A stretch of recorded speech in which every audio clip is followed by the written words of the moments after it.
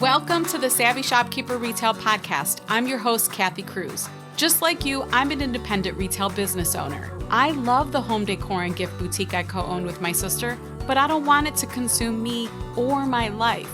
Join me each week as I share lessons learned, helpful tips, and valuable information for your retail business and life. Whether you're buying your products or making your products, whether you're a $25K business or a $2.5 million business, I'm on a mission to help indie retailers work less, profit more, and grow. Let's get started on today's episode. Welcome to the Savvy Shopkeeper Retail Podcast. I'm your host, Kathy Cruz, and I'm really happy to say that I'm back with one more Shopkeeper Stories episode, probably the last one for this year, unless I could squeeze some more in. Today, I have Julie Wurr with me. She is a Master Shopkeepers member and the owner of Heart and Home. Julie, where is Heart and Home at? Tell me what state you're in. Northwest Iowa. Okay. And I'm laughing because before I even press record, Julie said, "Why do I do this to myself?" She's so nervous. So we're just going to break the ice here. It is okay. I promise you it's okay. This is harmless and it's fun. It's fun. So I always like to start the episodes off by asking about the person that I'm interviewing. I want to know, like, what was your journey into shopkeeping? I don't think I've interviewed anyone yet that shopkeeping immediately happened for them or that their family had a retail business and they started their own retail business. So I'm really curious what your background is. I know you've been a shopkeeper for a long time, so I'll let you tell that story too. But tell me, how did you start your retail store? And tell me about your retail store too. Retail was an accident. I've always been obsessed with retail, but it was purely an accident. I am what I call an accidental entrepreneur. So growing up, I grew up with grandparents, and my parents always took us to our grandparents every weekend. And my grandmothers, both sets, taught me to craft and to create and embroidery and do all that kind of thing all the time. So I grew up doing that. And when I met my husband, we were both young. We started out with nothing. So I was decorating our house with everything that I was taught by my grandmothers to do. We had a son. And then in 1991, we were expecting. Our oldest was 3, and our second son was born 3 days past his due date, but he was stillborn. I was 25 years old. And honestly, back then, it was more like, okay, this happened, move on. The day of the funeral, after the funeral, actually, in the kitchen of the church, my grandma McClurg, this little Irish woman, came up, took my hands in her hands, looked me straight in the eyes and said, "Happy hands make happy hearts." And I knew exactly what she meant. And I started creating. I do the craft stores that were about 30 miles away and get dried flowers, and I would start working on it. Pretty soon, my family was asking for them. And I knew, they're just doing that to be nice, right? Then neighbors started asking, and then friends of my parents started asking. And I thought, well, maybe this could be something I could do. So in October of 1992 was my first official sale. I had a tax license. I had everything. It was a craft show. I pretty much wanted to pass out because I thought, here I am. We are in debt with all the medical and funeral expenses. I have a 4-year-old at this time. What am I doing to my family? Why am I doing this? And the first sale happened before the craft show actually started. I wish I knew who it was because I owe her everything. It was amazing. So That started. All right. So first I want to make sure that I say I'm sorry about the loss of your son. I do love what that experience created for you. And I really love, it was your grandmother that said, "Happy hands make happy hearts." And I think you've mentioned that before in the group, and I can see why that was probably so healing to you, was that creative outlet. So to let everyone know, I know what Heart and Home is, but what is Heart and Home now?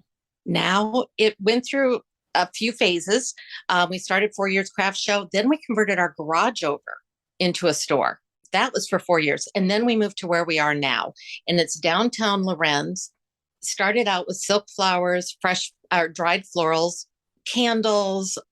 It's so funny thinking of how that started, because that was in 2000, March of 2000, when we opened up downtown. And now it is back to dried silk, higher end silks, fresh flowers, weddings, helping people go through their grieving with funerals, different events, occasions, home decor, self-care, just, just fun things to help. I always think it's hopefully helping someone either celebrate an event or something that might make their life a little bit happier. Mm-hmm. And how big is your store? 25 feet by 150 feet, whatever that is. No, I don't know. Okay. And putting ourselves out, I have now got 25 feet by 8 feet in the back. That is my inventory receiving and everything. And my main office is now at the house. We are out of room. Okay. So that sounds like it's almost 4,000 square feet then. And I remember you did a video tour, and we've been doing these in Master Shopkeepers this year, and it's been fun, where we just take our phones, we walk through our stores, and we show our messy storage rooms or offices and the beautiful stores that we have. And I remember thinking, you have quite a bit of space to work with, but I also understand that you're offering a service too. You have, most of your business, or I don't know what percentage is florals. Would you say it's half and half home decor, half floral? 50% fresh, probably 30% silk, and the rest in home decor. Okay. Yeah, I did not know the percentage. That's interesting. Yeah, the florals keep you busy for sure. I also know that whenever we're on group calls or I'm teaching a master class, that Julie is always back in her studio trimming flowers, stems. I feel like that's what you're usually doing. You're trimming, but you're engaged in conversation and you're talking to us. So when did the home decor come in? Because I imagine it was mostly the florals, and you're super talented, by the way. We'll make sure that everyone follows you, but your florals are beautiful, both the silk and the fresh. And you don't really see silk florals a lot, I feel like. Maybe that is coming back, because I know you said that's starting to trend again. But when did the home decor come in? The home decor started in the garage, when I had the store in the garage, because I couldn't keep up with the orders for the silk and dried. So I had to have something to constantly kind of fill. I know my first order was candles, and I went up to Market in Minneapolis with my mother. No idea what I was doing. I mean, this has all been purely accidental. And I wrote out a check for $300, and I was almost crying my entire way home, thinking, what have I done? That's insane. Who spends $300? Well, now I wish it was 300.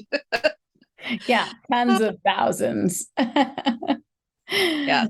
And what do your customers seem to come to you? So do they come to you for the florals? Do they order online? Are they coming in the store? How does that break out?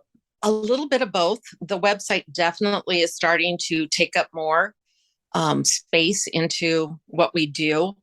I think because so many of the younger generation understands how to do that, and there's some control over it, that they can pick it and not have someone, in their ear telling them what to do or anything like that. The phone calls still come in from the older generation, or people that just want to double check, knowing that we are a small town, that we do have what they need. And then how do you manage or juggle providing both services and having the actual retail store itself where customers come in and shop? How do you juggle that? I think that's called time blocking, and that's my hard spot. You don't have a lot of off time. You're on call all the time, because if a funeral director would call and say there needs to be a fast service or something, you do it. You go. You're on call. So my other designer, Geraldine, who is amazing, we try to work our schedule. So if I'm out of town, she's around, and vice versa. And she is so accommodating to that. It is amazing.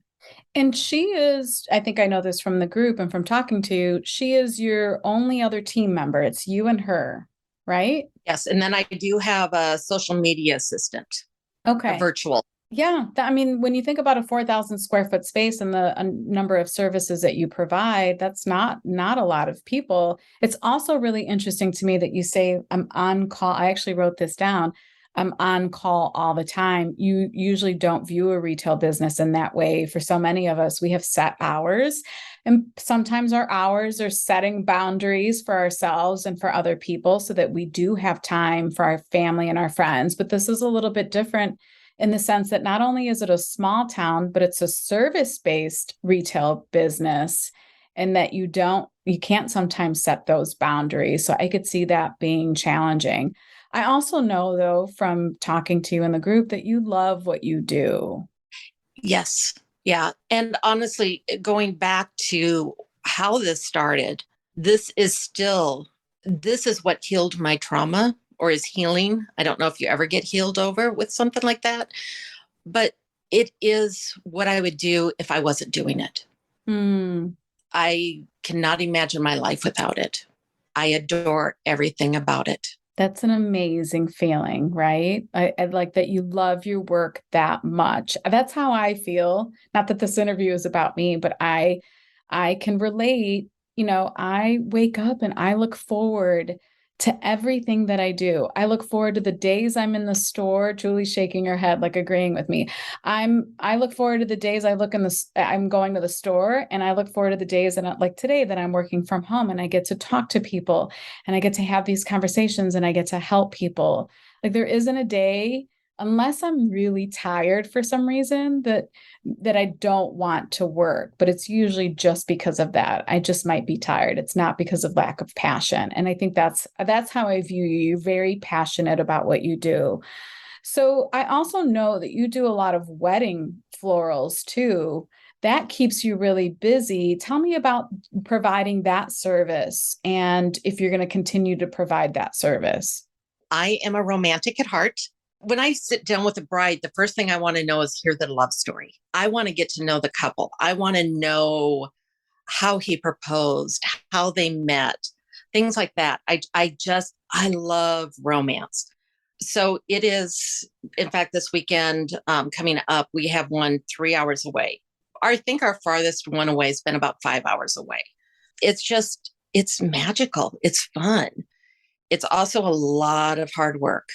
We are getting rid of our rentals. That'll be ending May of 2023 so that we can focus more on doing the wedding florals and have time to really work on it and make it be exactly what the vision is. And when you say rentals, just for the people that don't know what that means, what does that mean? Candlesticks, tapers, frosted votives, those right there, I think are probably about 120 pounds that we have worth of that. Pipe and drape, which the bases alone were 80 pounds to lift. It's a lot of physical work. And if I want to continue doing this for as long as I physically can, I had to let that go. Yeah, no, it makes sense. And good for you for making that decision instead of you love your business so much, you don't want it to drain you. So that's one part of the business that you want to and need to let go. And it makes sense. And speaking about making decisions around your business, you attended the 2021 Savvy Shopkeeper Retreat. You'll be attending this year's retreat. And the one thing that comes up in Master Shopkeepers, at least it's come up on several occasions, Kelly has commented about it, is a bit of a transformation that you've gone through since the retreat. So can you just share with me like what changed for you after you left the retreat? I'll actually, if you don't mind, I'm going to start a little bit before then. Before I started listening to your podcast, I would have to say I've always treated this like a hobby. I didn't know what I was doing. You'd look at your checkbook and you'd see how much money you had and how many bills do I have? Can I buy that or not? You would, and then you sweat if you screwed up somewhere. And so the first probably year or however long I was in there, and started in with Master Shopkeepers. And I'm listening to these women and I'm thinking, what am I doing here? they know so much. What are all these forms you're giving us? And what does this mean? And I couldn't believe, I did not know what a P&L stood for, let alone what profit and loss meant. I had never seen that form before. I was a hobbyist for over 25 years. I've been a hobbyist. And I realized at the retreat and meeting these women in real life and hearing your story and going through the sessions that I deserved a seat at the table with these women. It changed my mindset. I realized I really need to know my numbers. Master Shopkeepers is helping me with that. But it just clicked that I belong.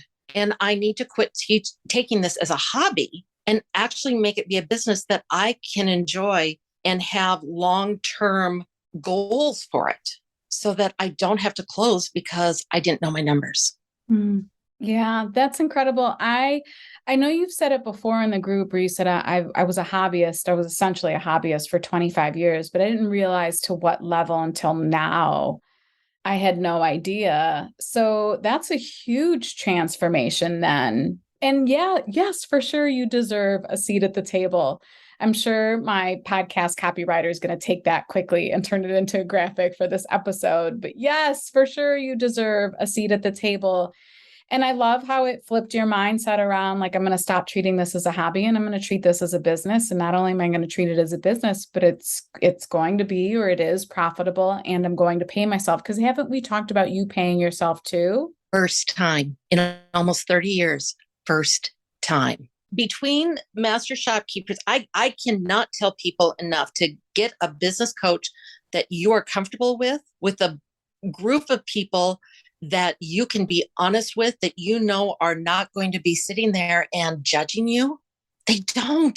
They are there supporting you or saying, I've been through that, and to realize that I'm not alone and it's okay to pay myself. And how does it feel to pay yourself? Amazing. Amazing. Yeah, I have some goals. So yeah. So let's talk about that. I mean, there's so many things that I didn't know. And I feel like I know you because you share a lot. You're very open. You share vulnerabilities. You share wins. You've shared about this transformation. You share a lot. And I still feel like I didn't know some of those things. So let's talk about that next, because I think that's a great transition. What are your goals? Like, now that you spent 25 years as a hobby, now you're spending it as a business owner. Now you're paying yourself. What is next for Julie? right now, Geraldine is working on, we're changing over the system into barcoding, which I never knew was such a thing. I didn't know you should know your inventory that close. I did not know there was a POS system. I feel like I was just for 25 plus years, just like walking around going, I mean, I started out with the credit card machines that you slid over and had the carbon copies. So she's right now going through and making sure our numbers are straight. It's definitely going to be going a little more on the website, plus having online or having the brick and mortar, and really trying to get those. The women in this group are encouraging me to do lives. I think I'm going to start doing lives showing the silks that we have and what they can create with them, or we can create for them. And I have promised I want to, with my income that I am making from the store, I have promised my son, his wife, my daughter-in-law, and my 2 grandchildren, my husband and myself, I am taking us to Hawaii some year. And the store, what I have, is going to pay for it. That is my goal. That's incredible. I love Hawaii. So I love that. I love that that's a big goal. And I love that those are some of the things that our businesses can do, that not only can it pay us, but that it could give us some time away, some vacation time. I know we've talked about this before, and Casey, who attended last year's retreat, like, that's what she says. She works full time and she has this other business on the side. And that business on the side is what allows them to travel and have fantastic vacations. And we deserve that. So tell me, how much has your business Has your business grown, I guess, is the first question since last year. And do you know the percentages? Now I'm really putting you on the spot because now we're talking numbers. You don't have to give me numbers, but what about a percentage of growth? I will put it this way. My sales to, where are we? We are halfway through our third quarter, correct? Yes. My sales are equal to the end of last year. Oh, wow. And we haven't hit fourth quarter. Okay. And is fourth quarter your biggest quarter? It's equal to my second quarter because Mother's Day, graduation, Memorial Day, those are big florist holidays. Yeah, I hear that a lot with the florists in the group that Q2 and Q4 are both big. That's kind of nice because for some of us, like gift shop, home decor stores, we wait until Q4. I would love if I had another another quarter that gave me a bump like that. So this year you plan on attending the retreat again. And obviously, this is not a pitch for the retreat. Tickets are closed. We're not selling anymore. And I'm actually not hosting the retreat in 2023. I'm not hosting an in-person retreat in 2023. But I really just want to know, what do you look forward to at this year's retreat? The sessions you have lined up are going to be amazing. I saw those and I thought, yes. And there's one where it's like, well, you can zen out and walk around the farm and things. And I'm like, do I really want to do that? Because I want to hit both sessions. I am afraid to miss anything. And yet I want to visit with all the people there. And yeah, it's just, you learn as much probably from the sessions as you do visiting with all the sisters there. Yeah. What did you say last year when you left the retreat? You actually put it, I think, on the survey. You said something about the whole drive home. Oh, yeah. Well, first of all, the retreat is exactly what a retreat should be because I have been to another retreat before and I was empty when I left. I was worn out. I was empty. And this retreat all the way back, I don't even know if I turned on the radio for quite a while. Everything was playing in my head and I was renewed. I think what it gave me was the gift to daydream again and to dream about possibilities with the store, which I think after so many years, you just kind of start going along, same old or something. And it just, I think it's like a 9-hour drive. I don't think I really turned on the radio. Yeah. It was amazing. It was just, and I think I kept absorbing, I kept playing things back. So it wasn't just you walked away and you were done.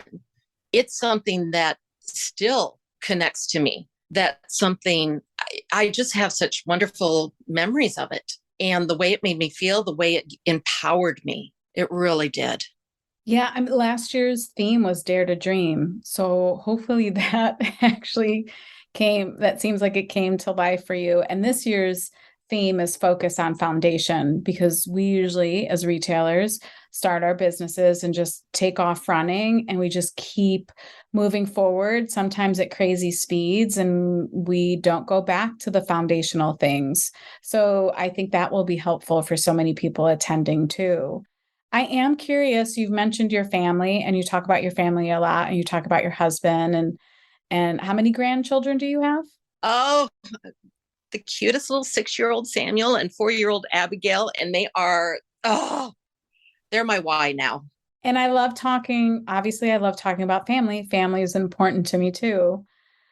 So what have they seen in you? Have they noticed any changes in you over the past year or two, or with the business, or how much the business has grown? Or do they just say, mom's doing her thing, grandma's doing her thing? Well, they live in St. Louis, so they're quite a ways away. The sweetest thing that just happened, they come here once a year. And my 4-year-old granddaughter, they saw my desk, my main office, and she got right in there. And I said, you can go through the drawers, whatever, it's nothing off limits. And she pulled out a pad of paper and she started interviewing me and was making little scribbles. And then she put a dot and she was interviewing me. And apparently I got hired for $55 an hour to take care of the baby dragons who were going to take care of the dinosaurs. But I thought, how awesome for a 4-year-old girl to see someone in that position for a woman. Mm. Yes to that. Yes to that for sure. So I usually ask about master shopkeepers, but I feel we've talked about that and talked about the retreat. What I actually really want to ask you, because you're probably one of the shopkeepers that I've interviewed with the amount of experience that you have, and you've been in business as long as you have, which is so commendable. You often hear stories about retail businesses that they're lucky if they last 5 years, and they're definitely lucky if they last 10 years. But you've been in business over 25 years. What are some words of wisdom or advice that you have for other retail store owners, or in particular, maybe the florists, because we have quite a few florists in our groups too. What are some words of wisdom? It could be three things. I usually ask for the one thing, but I'd like to kind of open this up and ask, what are a few things that you would give in terms of advice, especially for longevity? I think one of it is don't pay attention to the other businesses and what they're doing around you, and keeping in your own lane, and focus and stay true to yourself. Stay true. Now that I know, stay true to your data and your numbers. They don't lie. Like you always say, they don't lie, which that threw me when you said that the first time. I'm like, what? But it's just staying true to who you are and following your instincts that has gotten you to where you are. Longevity, another one. To, again, just being true to what you love and what lights you up, that you'll get advice from a lot of different people of what your store should be, or what you should be carrying, or what you should be doing.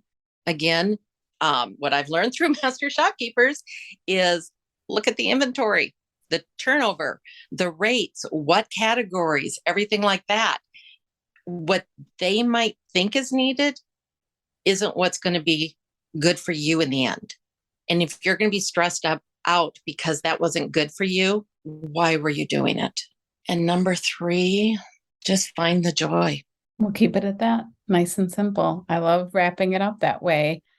Finding the joy. I say that all the time in a variety of ways, in a variety of podcast episodes, that no one can define happiness for you and or your business except for you. No one should be able to do that except for you. And all of our businesses, we talk about this in Master Shopkeepers too. All of our businesses is different. We have $1 million businesses. We have businesses that generate $100,000 a year, and we have everything in between, or $2 million businesses. And what's really the most important is that you find the joy for you. So I love wrapping it up that way. I don't want anyone to feel that, their business neighbor or their mother or their brother or their partner defines the happiness in that business for them. We should really do that for ourselves. So I think that's a fantastic way to wrap this up. Julie, thank you so much for your time. Thank you so much for being as vulnerable as you are in the group. I think that helps other people in the group feel that it's okay to be vulnerable. And I want everyone to know how they can follow you. Give me your website first so they can visit your website. By the way, I was on your website the other day, and it was like the most random thing. I almost bought candy. Yeah. That website, there's some work yet, but I'm doing it. So the website is heartinhomeonline.com. So it's HEART, the letter N, homeonline.com. And everywhere else, because I am old, it's Heart and Home on Twitter, on TikTok, on Facebook, on Instagram. It is on Pinterest. It's all Heart and Home. That is fantastic. I tell people all the time, please, if you can, and I get it, sometimes usernames are taken. If you can, be consistent everywhere, because it's frustrating to me when I go to Instagram and try to find someone and I really want to follow them, but they don't have the same name as the website or as the business name. It's a little bit different. And I get it. It can still work. I'm not saying it can't work, but it does make it easier for the person who wants to follow you to do that. So I love the consistency. I also love that you're on TikTok. Oh, yeah. I share some things with you like, oh, did you see this? This is cool. I got to start doing a few more videos, but we'll get there. We will get there. You've done a lot in a year. It's been incredible to watch your journey. It's been incredible to see all of the progress, the transformation, the growth, all of it. And I think it's just the beginning. Like now we're just a few weeks away from the retreat. It'll be really exciting to see what you do after that. I'm ready for it. Julie, thank you again for your time. I really appreciate it. And thank you for everything that you do in the group. I appreciate that too. Well, thank you for guiding us and helping us all. It has been the best thing I've probably done for my business. I don't know what else I can say after that. Yes, I made you speechless. Thank you, Julie. Thank you. Bye-bye.